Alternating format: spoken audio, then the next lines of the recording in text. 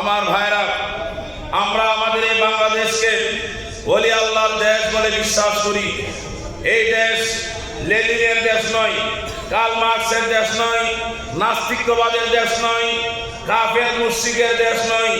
এই দেশ হচ্ছে আমার নবীর উত্তরসূরি শাহজালালের বাংলাদেশ। কথা বলেন ঠিক কিনা? আমরা কেবল 10 নম্বর সিগন্যাল আসলে আমরা আমাদের দেশকে শাহজালালের বাংলাদেশ বলি না। আমরা সুখেও বলি শাহজালালের বাংলাদেশ, দুঃখেও বলি শাহজালালের বাংলাদেশ। আমরা সজাগে বলি শাহজালালের বাংলাদেশ, চেতন অবস্থায় বলি শাহজালালের বাংলাদেশ। আমরা ঘুমাবার সময়ও বিশ্বাস রাখি এই দেশ ওলি আল্লাহর বাংলাদেশ। কথা বলেন ঠিক কিনা? আমার ভাইরা, আমরা ইসলাম পেয়েছি খাজা গরিবে নওয়াজের মাধ্যমে, আমরা ইসলাম পেয়েছি শাহজালাল শাহপরানের মাধ্যমে, আমরা ইসলাম পেয়েছি বুরহানুদ্দিনের মাধ্যমে, আমরা ইসলাম পেয়েছি শাহে আমানতের মাধ্যমে, আমরা এই সমস্ত আউলে ইকরামদের মাধ্যমে ইসলাম পেয়েছি এবং সুন্নিয়ত পেয়েছি। কথা বলেন ঠিক কিনা? কিন্তু আফসোস, আজকে বাংলাদেশের এমন একটা সুন্দর পরিবেশে পরিস্থিতির মধ্যে আমরা আমাদের দেশে ইসলামী দল দেখতে পাই বিভিন্ন রকমের।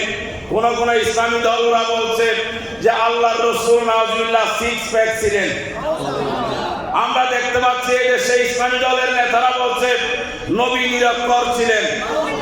আমরা দেখতে পাই এই দেশের ইসলামী দলের বড় বড় মৌলবীরা বলছে নবীর বিবি মা খদিজাতুল কুবরা 1 ওয়াক্ত নামাজও পড়ে নাই।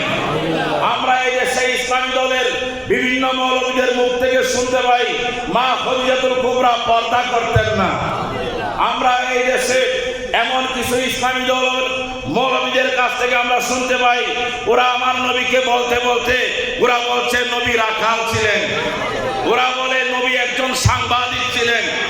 আমার ভাইরা, আমরা যদি এগুলো কোন একটা হিন্দুর মুখ থেকে শুনতাম, একজন ইহুদির জবান থেকে শুনতাম, খ্রিস্টানের জবান থেকে শুনতাম, নাস্তিকদের বক্তব্যে যদি আমরা শুনতাম, আমরা অন্তরে তেমন কোনো আঘাত পাইতাম। আমার ভাইরা, আপনারা গভীর মনোযোগ দিয়ে শুনুন এবং খেয়াল করুন। আমাদের এই বাংলাদেশে এমন কিছু ইসলামী দল আমরা দেখতে পাই, ফ্রান্সে যখন নবীর শানে বেয়াদবি করে ওরা তখন বাইতুল মুকাররমের মসজিদের গেট থেকে মিছিল বের করে। কথা বলেন ঠিক কিনা? আমরা যখন ইন্ডিয়ার কোন নায়িকা রসুলের শানে বেয়াদবি করে আমরা তখন দেখতে পাই এই সমস্ত ইসলামী দল নবীর প্রেমিক হয়ে ওরা প্রতিবাদ সভা করে, মিছিল করে। কথা বলেন ঠিক কিনা? আমরা সেই সমস্ত ইসলামী দলের কাছে জানতে চাই, ফ্রান্সে যখন নবীর শানে বেয়াদবি হয় তখন তোমরা সেই বেয়াদবির প্রতিবাদ করতে পারো। ভারতে যখন নবীর শানে বেয়াদবি হয় তোমরা তখন সেই বেয়াদবির বিরুদ্ধে প্রতিবাদ করতে পারো। কিন্তু তোমাদের দলের মৌলবীরা যখন নবীর শানে বেয়াদবি করে, কই তোমরা তো এই পর্যন্ত ওই মৌলবীর বিরুদ্ধে একটা প্রতিবাদ সভা তোমরা করতে পারো নাই। তার মানে বোঝা যায় তোমরা সত্যিকার নবীকে ভালোবাসো না, তোমরা নবীর চেয়ে তোমাদের দলের মৌলবীদেরকে বেশি ভালোবাসো।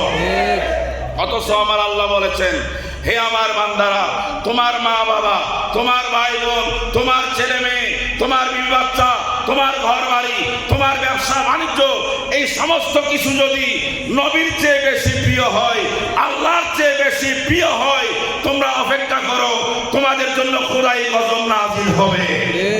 আমার ভাইরা, যেখানে নবীর চেয়ে মা বাবাকে বেশি ভালোবাসা যাবে না, সেখানে নবীর চেয়ে দলের নেতাকে বেশি ভালোবাসা যাবে।